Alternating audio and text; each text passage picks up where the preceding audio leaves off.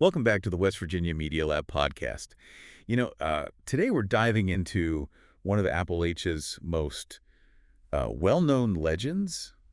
I guess you could say the Snarly Owl. Have Ooh, you heard of this one? I have heard of the Snarly owl. Yeah, it's this spectral black dog with glowing eyes, a perpetual snarl. They say it's been haunting our hills and hollers for centuries. Right. Yeah, I mean, it's interesting because it's not just a West Virginia thing, right? This idea of like a black dog being a harbinger of doom or a supernatural guardian, that's all over the world. That is so true. I'm so excited to talk about this today because our research team here at the West Virginia Media Lab, we just released a new ebook. It's called the Snarly Owl Hunter's Handbook. Okay. It's actually the latest in our Cryptid Hunter series, and it explores these legends across different cultures. Like, did you know that tales of these spectral canines exist all over the world? Yeah, absolutely. You've got the Barghest in England, often depicted as like a huge, shaggy beast that kind of portends death. You've got Garmer in Norse mythology, a monstrous hound guarding the underworld. Wow. Even Scotland has the Cusith, a fairy dog.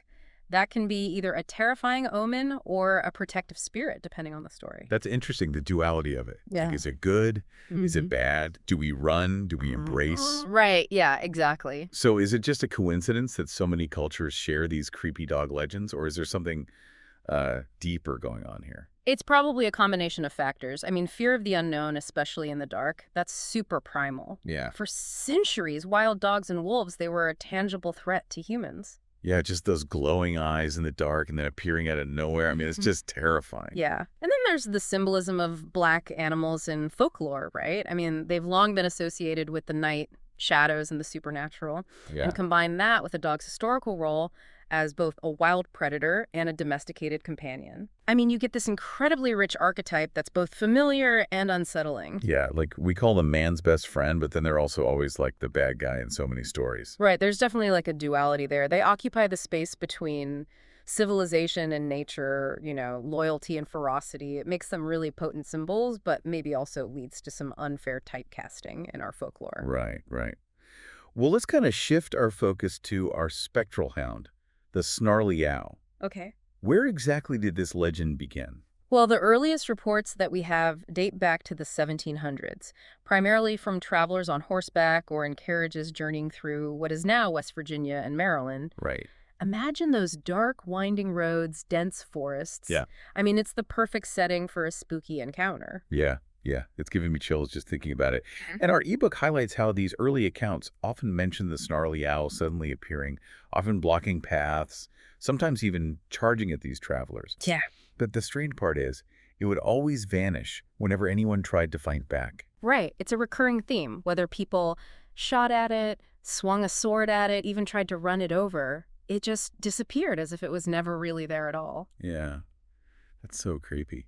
And that pattern, the sudden appearance, Mhm. the menacing behavior, and then poof, gone. It's like a constant across all these Snarly Owl sightings. Exactly. And it's that pattern that really makes the Snarly Owl unique. I mean, it's not just some passive ghostly presence. It seems like it's actively engaging with people, almost like it's playing some kind of game. Yeah, like it wants to be seen, but only on its own terms.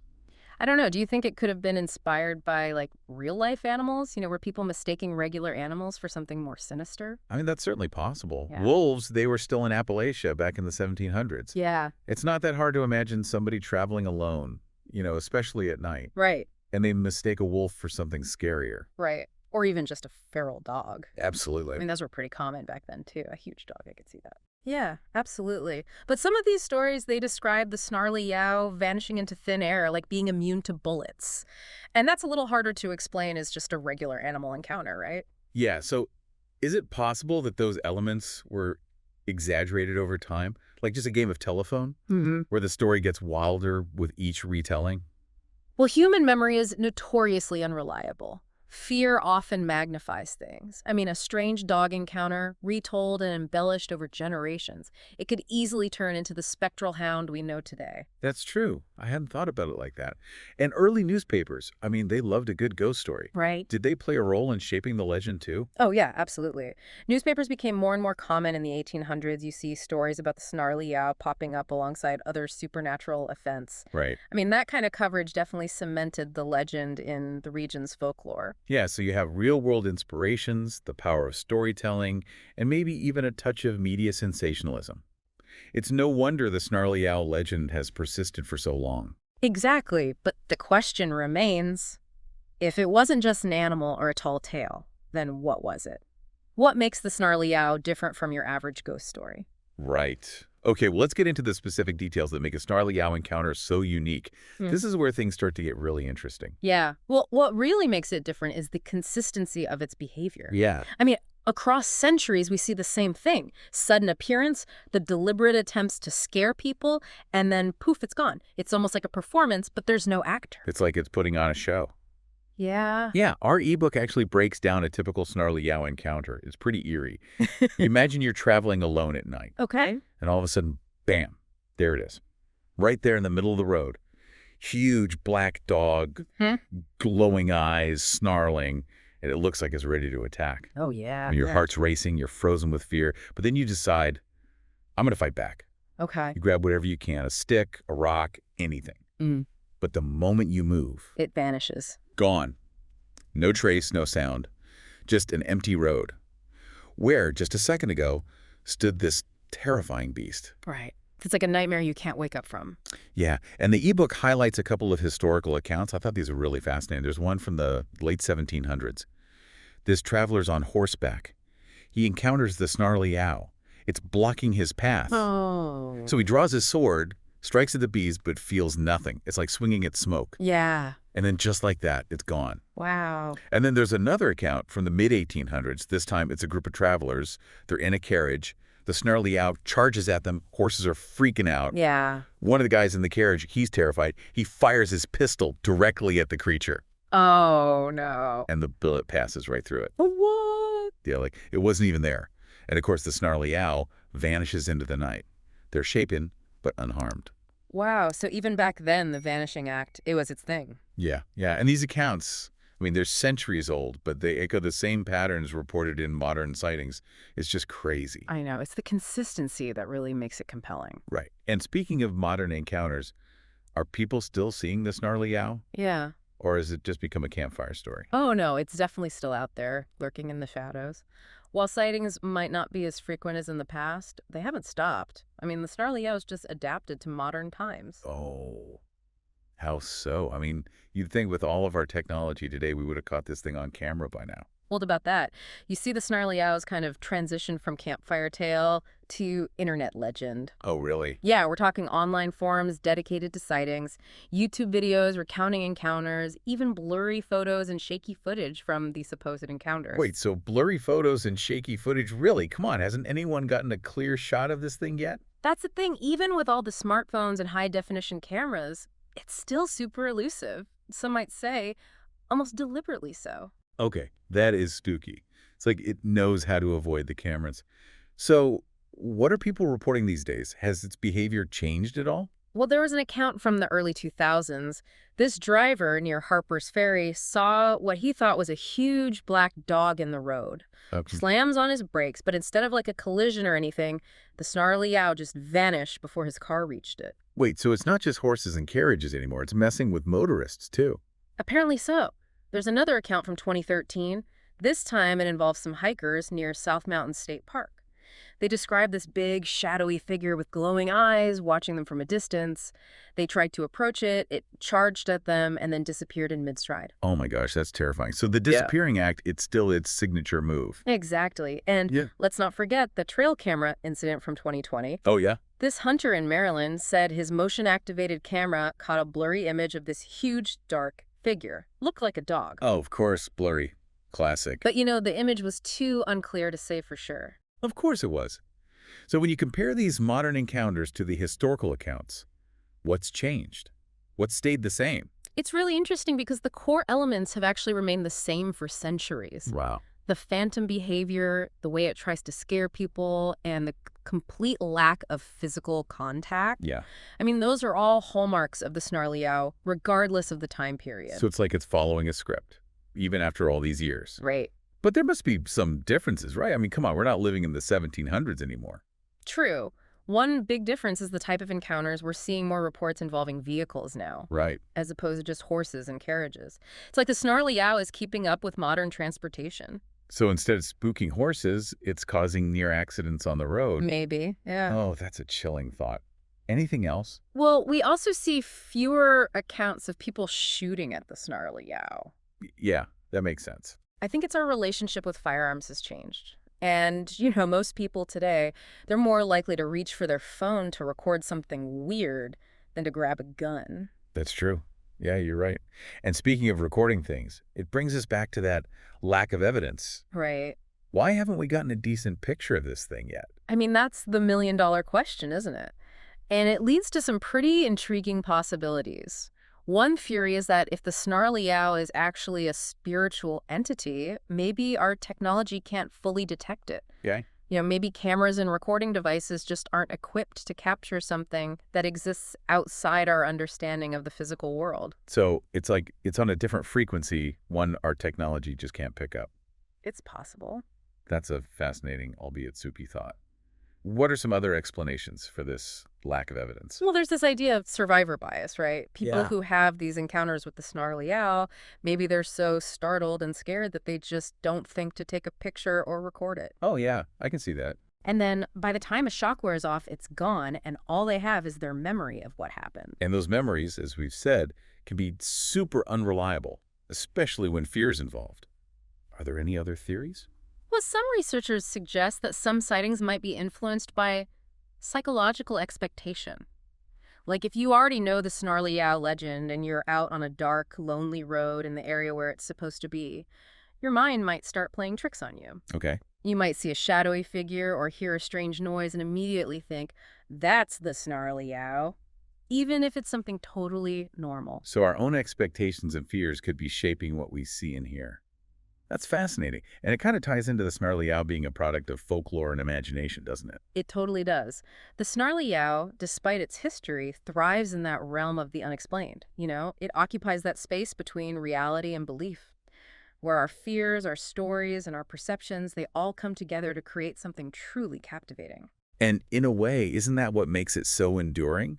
It's like a reminder that there are still mysteries out there, things we can't totally explain or capture with all our fancy technology. Precisely. The Snarly Yow, it represents the power of folklore, the allure of the unknown, the thrill of a good ghost story that just won't be debunked. It really makes you wonder, what is it about West Virginia that makes it such a hotbed for this kind of legend? Is there something about the land itself that breeds these stories? That's a great question, and one we're going to explore right after this break. West Virginia really is, it's kind of special when it comes to folklore and the paranormal. Right. You can't really talk about the Snarly Yow without talking about the state's history, the landscape, just how important storytelling is in its culture. Yeah, you mentioned the landscape, and I think that definitely plays a part. Have you ever driven through the mountains at night? Yeah. It's like with the fog and those winding roads and the forests. Yeah. It's like you've stepped right into a Gothic novel or something. Oh, totally. The Appalachian Mountains, they just create the perfect backdrop for spooky stories. Right. There's this constant feeling of mystery, like something could be lurking just around the bend, behind a tree. Yeah. Like the land itself is steeped in mystery. Yeah. And then you add West Virginia's history on top of that. I mean, you've got Native American legends, Civil War battles, the coal mining tragedies. It just creates this sense of place where the past and present are kind of intertwined. It's true. West Virginia's history, it's full of stories about hardship and resilience. Yeah. It's a land that's seen its share of darkness. Right. And those events, those stories, they become part of the folklore. It's like woven into the state's very fabric. Yeah, and that brings us to storytelling. I mean, in West Virginia, it's not just a pastime, right? Right. It's how people connect with their history, their community, their sense of identity. Absolutely. I mean, storytelling in West Virginia, it's an art form. Right. It's a way of life. People share these tales around campfires in their living rooms, on their porches. Yeah. It's how they keep those stories alive, passing them down through generations. And the Snarly Yow is part of that tapestry of stories. Right. It represents the wildness, the mystery, the unexplained. I mean, those have always been part of West Virginia's identity. For sure. The Snarly Yow, it embodies that untamed spirit of the state, that part that just resists being, totally understood or controlled. Right. It symbolizes the power of nature and the mystery that's hidden in the shadows. So beyond just campfire stories, how Yeah. has the Snarly Owl kind of impacted West Virginia's culture? What role does it play in tourism, like in the state's overall image? Well, West Virginia has really embraced this, reputation as a place where the paranormal thrives. It may not be as famous as Mothman, but the Snarly Owl has become part of the state's draw for people who are into, supernatural tourism. Yeah, it's funny you mentioned Mothman because it seems like West Virginia is really good at turning these legends into tourist attractions. Yeah, exactly. Why not? I mean, they add a unique flavor to the state's identity. They bring in visitors who are interested in the paranormal, folklore, all that kind of stuff. Right. It's a cool way to celebrate West Virginia's unique history and culture. Yeah, totally. So what kind of Snarly Yow-themed things could a tourist expect to find in West Virginia? Well, there might not be a Snarly Yaw museum yet, Yeah. but there are lots of ways to, kind of explore the legend. You can visit places like Harper's Ferry, South Mountain. Those are areas where people have reported seeing it. Yeah, those are great places to visit, even if you don't see the Snarly Yow. Exactly. And there are these local folklore museums. They often have exhibits on ghost stories from the area, including the Snarly Owl. And you can even find ghost hunting groups that'll take you out at night. Go to places where people have seen it. Now that sounds like fun. Sign me up. Right.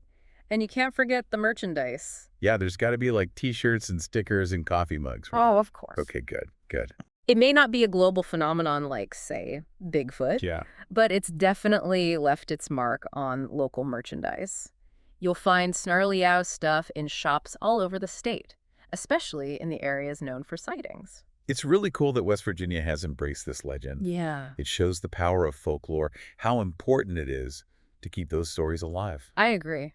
And as long as people are still fascinated by the unknown, and, as long as those dark roads wind through the mountains, Right. the Snarly Owl will stick around. Yeah, speaking of those dark roads, our ebook, The Snarly Owl Hunter's Handprint, it actually has a whole chapter about tracking the Snarly Owl. It's kind of meant to be like a fun guide for anyone who's actually interested in seeking out this spectral hound. That's cool. So what kind of advice does it give? Any tips for those aspiring Snarly Owl hunters? Well, the first thing is it really stresses safety and respect. Yeah. Like staying on marked trails, respecting private property, leaving no trace, all that.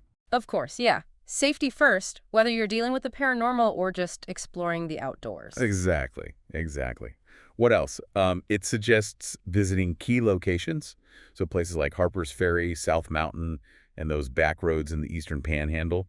It even gives you specific spots to check out in each location. Ooh, like a treasure map for paranormal enthusiasts. Yeah, exactly. It also recommends bringing a mix of practical stuff Okay. and paranormal investigation tools. Mhm. So things like a flashlight, a map, hiking boots, but also a camera, an audio recorder, and a notebook to document any weird stuff you see or hear. So you're ready for the physical and the potential supernatural aspects of... Exactly, Yeah. exactly.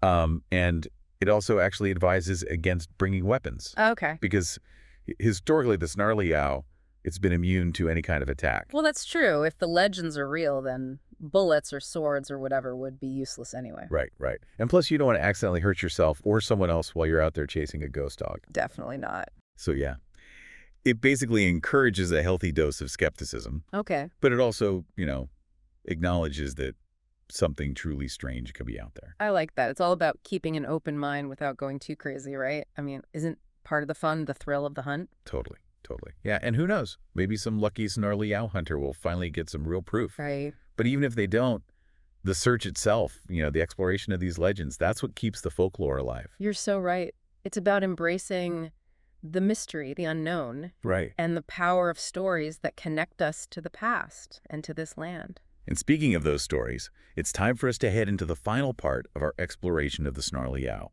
As we've been talking about the Snarly Owl, I keep thinking about how this creature, this legend, it really kind of captures the spirit of West Virginia, Oh, yeah, totally. West Virginia is a place with rugged beauty, untamed wilderness, and there's this deep sense of history here. The people here, they value their traditions, their stories, and their connections to the land. And the Snarly Owl is part of all that. It is. It's a reminder that, Even with our modern world, there's still wildness and mystery and things we can't explain. Exactly.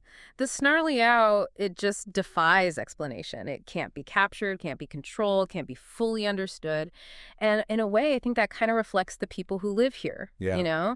They're independent, resilient, and deeply connected to their heritage. They've faced tough times, but they've kept going, holding on to their traditions and their sense of community. It's like both the Snarly Owl and the people here share this, I don't know, like this strong spirit, this refusal to be tamed or forgotten. I like that. That's a good way to put it. And I think that's maybe why it still resonates with people even today. Even with all our technology and advancements, it reminds us that mysteries still exist. There are stories still out there, and there's still wonder to be found in the world. Yeah, and it's that sense of wonder that draws us to these legends, right? Yeah. The idea that maybe, just maybe, there's more out there than we can see. Totally. And as long as people keep telling those stories, as long as they keep searching for the unknown, the snarly owl and all the other creatures of folklore will live on in our imagination. So what's the takeaway for our listeners? What should they be thinking about after listening to this? I think it's important to remember that these stories, these legends, they're more than just entertainment. They reflect our hopes and fears, our relationship with nature, our desire to try and understand the mysteries around us. And the Snarly Owl is like the perfect example of that. It is. It's a creature born from history, shaped by storytelling, and it's become part of West Virginia's identity. Exactly. And as long as people are drawn to the unexplained, as long as we have dark roads and campfire stories, the snarly owl stick around, haunting our imaginations. And on that note, we'll wrap up our look at the Snarly Owl. Thanks for joining us on this journey into Appalachian folklore. And if you want to learn more about the snarly owl or other cool cryptids, check out our Snarly Owl Hunter's Handbook. It's the latest in our Cryptid Hunter series. It's got tons of info, tips, and even some spooky stories to keep you entertained. You can find it on our website at westvirginiamedialab.com. And hey, if you've got any Snarly Owl encounters of your own, we want to hear them. Share your stories on our website or connect with us on social media. Thanks for listening. Until next time, keep exploring, keep questioning. And remember, sometimes the best stories are the ones we just can't explain.